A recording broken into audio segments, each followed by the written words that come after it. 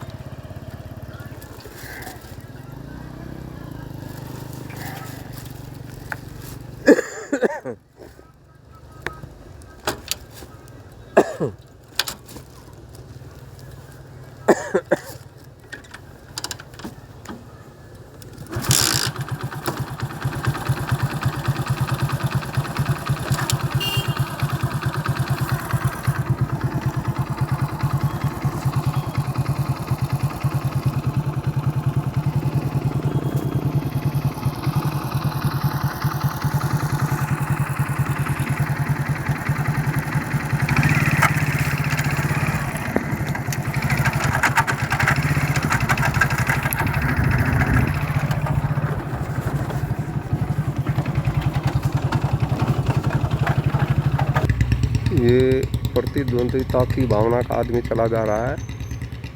Trolley के पीछे को निकल के आगे दिखाई देगा जाकर के थोड़ा सा। तो देखते रहे खड़े हुए दोनों आमने सामने के परिवार। और ये घुस गया अलमारी के अंदर। अब मैं पानी दिखाऊंगा इनका आपको। ये नाली चली है यहाँ पे, ये यहाँ की सड़क है बिल्कुल इधर। और सामने के मकान की ये इस सामने के मकान की नाली है। यहाँ से खंबे की जड़ से दिखाई दे रही दरवाज़ा, यहाँ से होते हैं सड़क पे सामने जा रहा पानी बिल्कुल। यहाँ सामने के मकानों का भी इसी तरह सड़क रखा है। तो ये मैं दिखाऊंगा आपको थोड़ा सा।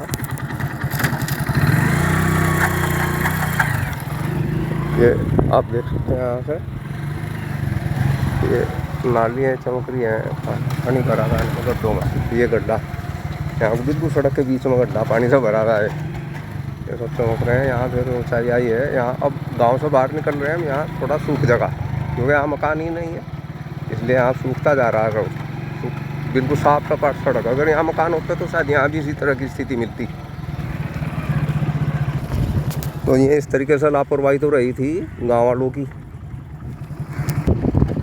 अब तक मैंने बताया था कि गांव के लोग, बार बार दोहरा रहा हूँ इस चीज़ को, गलती करते हैं, पर उनमें कुछ अच्छे सुझाव देने वाले लोग भी जनता में होते हैं। उनकी आवाज़ भी सुनी जाती है, पर ज़्यादातर नज़रअंदाज कर दी जाती है, अनदेखी।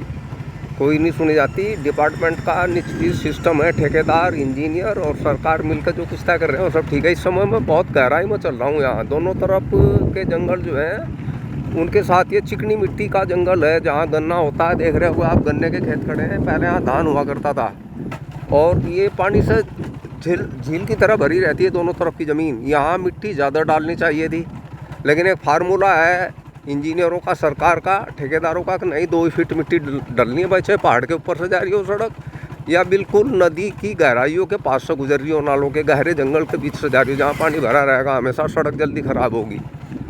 तो ऐसी बातों का ध्यान ना दे करके अपने एक फार्मूले से चलती है सरकार, ठेकेदार और टेक्निकल लोग जो इंजीनियर्स हैं सिविल के। उनका एक सिस्टम है, एक सिद्धांत है, उस तरीके से ही चलते हैं। ये और वो कुल मिला के सरकार का रिजल्ट बहुत अच्छा है इंजीनियरों का। अच्छी सड़कें बन रही है भारत में, ये नहीं कहा जा सकता भाई नहीं सब बिल्कुल ही बेकार हो रहा है। बहुत बढ़िया रिजल्ट भी दिखाई दे रहा है इस समय। तो मैं कहूँगा कि इसमें और सुधार की ज़रूरत है। लोग भी कहते हैं, मैं ही नहीं कह रहा, वो लोगों की कई बात को मैं इस वीडियो के माध्यम से आप पहुँचा रहा हूँ जनता तक। और जनता में से बहुत सारे लोग हैं जो इस चीज़ को जानते हैं, सहमत होंगे एकदम मेरी बात से या लोगों की बात से। तो इसमें एक सुधार होना चाहिए थोड़ा सा। दूसरी चीज़ मैं एक और बताऊंगा, जैसे पीछे गांव में दिखा था इस वीडियो में कि वहाँ पानी सड़कों पे छोड़ रखा है, उसका क्या समाधान होगा। अब सड़क बनेगी, ये बहुत चौड़ाई की बनती आ रही, देवबंद से लेक है ये ननेड़ तक ही बनेगी, बीच में गाँव है बैठा जखवाला उनसे होते हुए हाईवे की तरह बनाई जाएगी, बिल्कुल बनाई जा रही है, बन चुकी है काफ़ी। तो वहाँ जाके जहाँ नालियों पर का पानी सड़क पे छोड़ा हुआ है, वहाँ किस तरीके से इस चौड़ाई में आए कि क्या मकानों को हटाया जाएगा वहाँ से। मकानों के अतिक्रमण की बात भी आती है, हमेशा से अतिक्रमण होता चला रहा है, इसके लिए आज तक किसी सरकार ने कोई फार्मूला नहीं बनाया।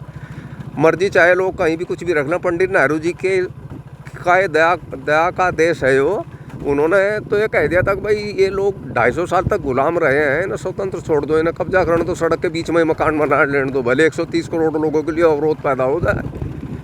मंदिर मस्जिद भी सड़क के बीच में अड़ाओ। भारत की इतना बड़ा क्षेत्रफल ज़मीन का, वहाँ मंदिर मस्जिद गुरुद्वारे नहीं बनाए जाने के। कमी ज़मीन क्या कमी आ रही है इस देश के अंदर। सड़क पर अगर कोई एक है तो उसे हटा देना चाहिए। ये सबसे बड़ा मंदिर है देश का, जिस पर 130 करोड़ लोग चलेंगे, ये सबसे बड़ी मस्जिद गुरुद्वारा है। और धार्मिक स्थल भारत की इतना बड़ा ज़मीन का क्षेत्रफल है, वहाँ कितने ही बना डालो कुछ कमी नहीं है इस देश के पास भूमि की।